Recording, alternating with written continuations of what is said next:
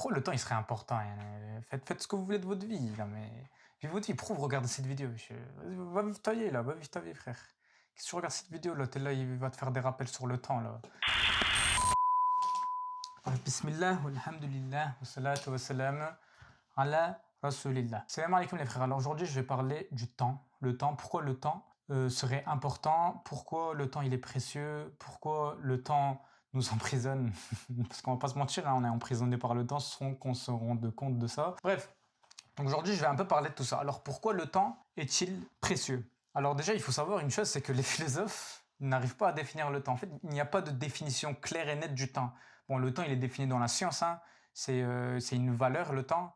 Par exemple, quand vous calculez une vitesse, bah, il y a le temps dedans. Enfin, vous devez mettre le temps. La vitesse, c'est quoi? C'est distance sur le temps, en fait. C'est distance sur le temps. Kilomètre par seconde, kilomètre par minute, mètre par seconde, en gros. Kilomètre par heure.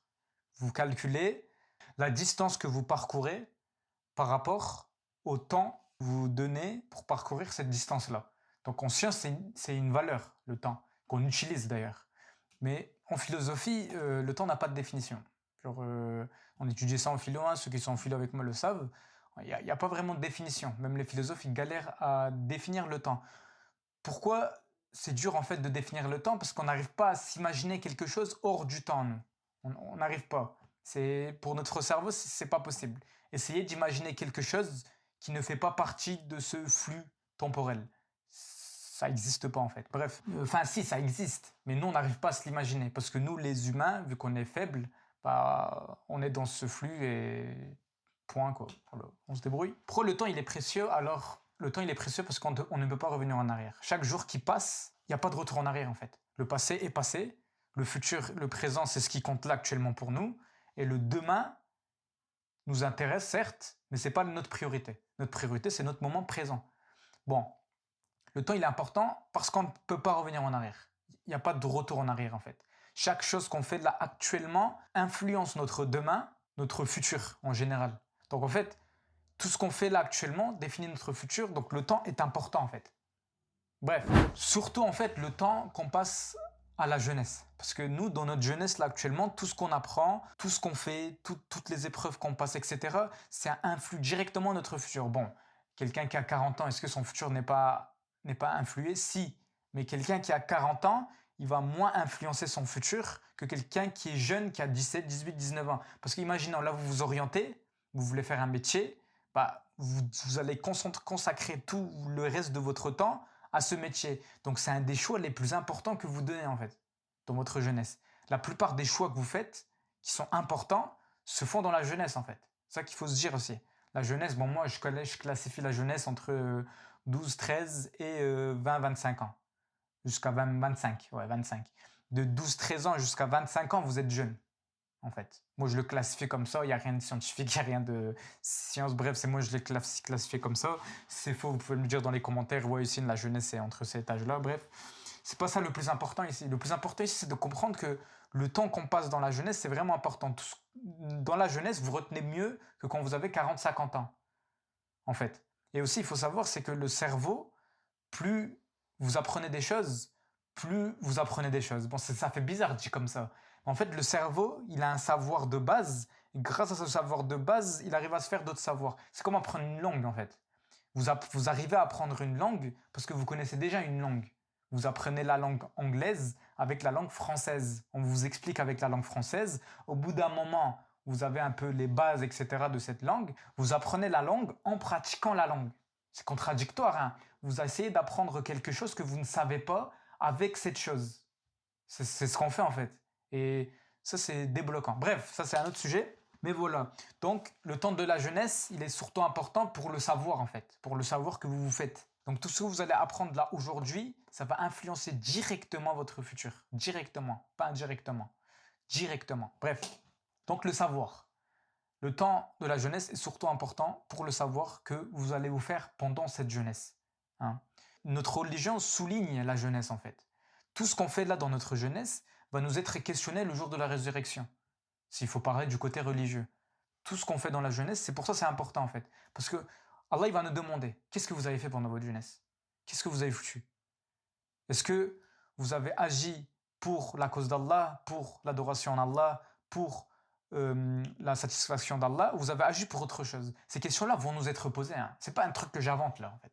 C'est pas un truc que j'invente. Ces questions-là vont nous être posées le jour de la résurrection, et je pense qu'il faut se préparer. En fait, si on va nous poser des questions sur la jeunesse, on ne peut pas se préparer à un autre moment que dans la jeunesse. Donc, à méditer. Bref, c'est quoi profiter de son temps, par exemple? Genre pour la jeunesse, il y a des gens qui disent « Ouais, t'es jeune, profite de ton temps. » C'est quoi profiter de son temps? Enfin, s'il faut le définir, cette phrase-là, en fait. C'est quoi profiter de son temps? Chacun a une définition différente de profiter de son temps. Chacun, bon, on peut parler du bonheur, etc., mais le sujet, il va aller très loin. Mais chacun, il a une façon de profiter de son temps. Profiter de son temps, ça serait d'utiliser le temps le mieux possible pour atteindre un bonheur. Ce serait ça, peut-être. Par exemple, s'il faut donner une définition, ma définition de profiter de son temps, ça serait d'utiliser de la meilleure manière possible pour atteindre un bonheur. Mais c'est quoi ce bonheur? Bon, là on va pas parler philosophiquement. Hein. Moi, je vais parler du bonheur que nous, religieusement, nous devrions se faire, en fait.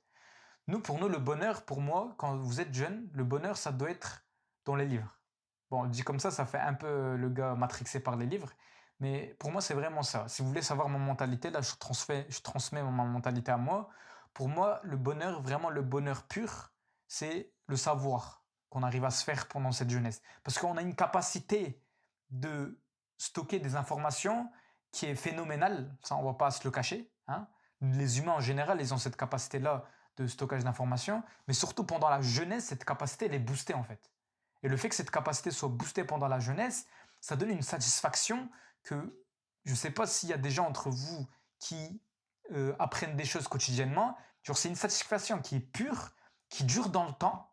C'est ça surtout le point le plus important. Cette satisfaction dure dans le temps. Le fait que vous ayez appris quelque chose là actuellement, ça fait durer cette satisfaction que vous avez appris cette chose dans le temps, parce que ce savoir-là que vous vous êtes fait aujourd'hui, vous pouvez le ressortir à un autre moment de votre vie. Et c'est ça qui me fait débloquer. Et dans le savoir aussi, il y a une autre chose. Le savoir, quand vous le partagez, ça se multiplie. Alors que par exemple, l'argent, quand vous le partagez, vous en perdez, par exemple. Quand vous donnez 5 euros à quelqu'un, vous perdez 5 euros.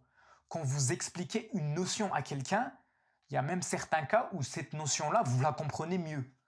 Donc il y a une histoire comme ça dans le savoir. Et c'est pour ça le temps qu'on passe à maîtriser ce savoir, à augmenter ce savoir-là, c'est une chose, en fait. Il faudrait que je fasse une vidéo que sur le savoir. Bref. Donc pour moi, profiter de son temps, c'est d'apprendre des choses. C'est vraiment ça, profiter de son temps. Je pense aussi qu'il est important de vivre le moment présent. Alors pourquoi je dis ça? Parce qu'en fait, quand on se concentre au passé, c'est passé. En fait, vous n'avez aucune influence sur le passé. Vraiment aucune. Genre, vous ne pouvez rien faire. Genre, ça s'est passé, basta. En fait, le fait que vous pensiez au passé, ça ne change strictement rien, à part le fait de vous angoisser. Donc ça change rien, en fait. Ça ne change rien. Le fait de penser au passé, ça ne change rien. Il n'y a qu'une seule chose que vous pouvez changer, c'est le moment présent. Genre là, maintenant, là, vous pouvez vous dire, je vais commencer à lire un livre. Hop, vous prenez le livre, vous le lisez. Ça, vous pouvez le faire. Vous avez une autorité totale sur le moment présent. Vous pouvez faire ce que vous voulez de votre moment présent. Vous avez tout le contrôle, en fait, de votre moment présent. Mais ce contrôle-là, vous ne l'avez ni pour le passé, ni pour le futur. Vous ne savez pas ce qui peut se passer demain. Vous ne savez même pas si vous allez vous réveiller demain, en fait. Donc vous n'avez aucun contrôle, que ce soit sur le futur que sur le passé. Il y a une seule chose que vous contrôlez, c'est votre moment présent. Donc moi, je pense qu'il faut penser au moment présent. Moi, si vous voulez savoir comment je suis dans ma vie en général, pour moi, il faut que je fasse quelque chose maintenant, il faut que je le fasse maintenant. Bon, tous ceux qui procrastinent, rip, force à vous les gars, on n'est pas ensemble. Moi aussi, ça m'arrive de procrastiner. Bon, après, ça c'est un processus de contrôle du nefs, etc. Hein, mais il faut contrôler votre nefs dans ce cas-là. Parce que l'importance du temps, il est général. C'est pour tout le monde. Le temps, vous n'arrivez pas à le récupérer, vous le faites passer et vous allez être jugé de ce temps-là que vous passez, à quoi vous le passez, ce temps-là. Vous allez être jugé. S'il faut parler des circonstances moraux, alors les gars, le fait de passer son temps pour des choses futiles, sur le long terme, ça vous angoisse, ça vous stresse et ça vous met dans un état psychologique plus grave que la satisfaction que vous allez vous faire à passer votre temps dans des choses utiles. Quand vous passez votre temps sur des choses utiles, bah, déjà, il y a une satisfaction qui se fait. Certes, peut-être la tâche, elle est dure. Par exemple, apprendre un cours de maths. Certes, au début, c'est compliqué. Ça ne donne pas envie. Quand vous apprenez ce cours de maths, déjà de une, vous faites une satisfaction parce que vous vous dites j'ai compris quelque chose aujourd'hui, je vais dormir moins bête. Bon, ça c'est une citation qui est connue, je vais dormir moins bête. Mais voilà, le fait que vous faites cette satisfaction-là, c'est déjà ça. Sur le long terme, bah, par exemple l'année prochaine, bon moi je vais aller en prépa, ça c'est personnel. L'année prochaine, par exemple, moi je vais me dire, c'est que heureusement j'ai appris mon cours de maths à son temps, autant où je devais l'apprendre. Parce que sinon, aujourd'hui, je devais passer mon temps à apprendre mon cours de maths de terminale, alors que j'ai des cours à apprendre actuellement encore des nouveaux cours. Donc en fait, sur le long terme, vous économisez du temps. Bon, ça fait bizarre de dire comme ça, mais quand vous utilisez votre temps, sur le long terme, vous avez plus de temps pour faire d'autres choses. Par exemple, aujourd'hui, vous faites, j'en sais rien, moi, vous faites un de vos hobbies préférés. Moi, par exemple, c'est l'informatique. Vous faites de l'info, par exemple. Vous faites des serveurs, vous vous amusez à coder des choses, etc. Bah, moi, je me dis aujourd'hui, ça ne me sert à rien. Enfin, ça ne me rapporte pas de l'argent. Ça ne me rapporte pas grand-chose à part de la satisfaction, parce que c'est un hobby pour moi. Et ça ne sert à rien, en fait. ça sert strictement à rien. Genre, ça, c'est vraiment vrai. Je fais de l'info, je m'occupe avec des serveurs et tout. Mais là, actuellement, là, ça ne me sert à rien, en réalité. Mais peut-être plus tard, quand je ne sais pas, Allahu Alem, mais plus tard, dans 5 ans, 10 ans, je vais avoir besoin de faire un serveur chez moi. Bah, je sais le faire. C'est une chose que je sais le faire. Et que j'ai appris, pas parce que j'ai été forcé, mais parce que j'aimais le faire. Voilà. Donc faites-vous des hobbies. Genre, même si c'est des hobbies éclatés au sol, qui vous dites ça ne sert à rien, par exemple faire du montage vidéo, ça peut être un hobby, ou j'en sais rien moi, s'occuper du jardin, ça peut être un hobby ça, s'occuper des plantes, etc., ça peut être un hobby, apprendre un cours, bon, c'est rare ce hobby, mais ça existe, apprendre un cours, je sais pas moi, genre, faites-vous plaisir quoi, enfin, faites-vous plaisir à des choses utiles pour passer votre temps à autre chose que des choses futiles. Un petit rime. Mais voilà, moi je trouve ça important, le temps, et de comment vous l'utilisez. En fait, vraiment, c'est ça. Le plus important, c'est comment vous utilisez ce temps que vous avez. Le temps, il est limité. Hein. Oui, il y a une autre chose qui me vient en tête là, c'est que quand vous avez un an de plus, en réalité, vous avez un an de moins. Mais en réalité, ce que je veux dire par là, c'est que, par exemple, là, actuellement, j'ai 17 ans. Dans quelques mois, je vais avoir 18 ans, le 12 septembre, ceux qui veulent me le souhaiter. Si vous ne me souhaitez pas, je ne vais pas vous en vouloir, vous inquiétez pas, j'en ai rien à faire vraiment. Même ça me fait économiser du temps moi, parce que j'ai pas à répondre à vos messages, mais ça c'est un autre détail. Par exemple, dans quelques mois, je vais avoir 18 ans, et quand j'aurai 18 ans, en réalité, j'aurai perdu un an, parce que je me serai rapproché de ma mort. Bon, nous, on croit au destin.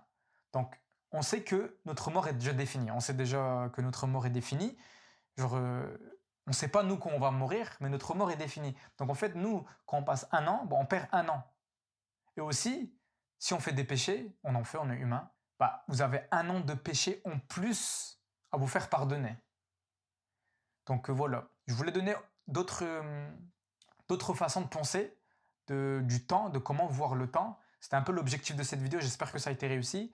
Mais voilà, donc profitez de votre temps, pas des choses inutiles, futiles, mais des choses utiles qui vont vous servir dans le long terme pour aussi accompagner votre bonheur sur le long terme. Je vais donc conclure cette vidéo avec ça. Je vous remercie de m'avoir écouté. J'espère que ça a été profitable ce que j'ai dit. Bon, je suis un peu allé dans tous les sens, je m'excuse. Et bref, en espérant vous retrouver dans une prochaine vidéo. Assalamu alaikum wa rahmatullahi wa barakatuh.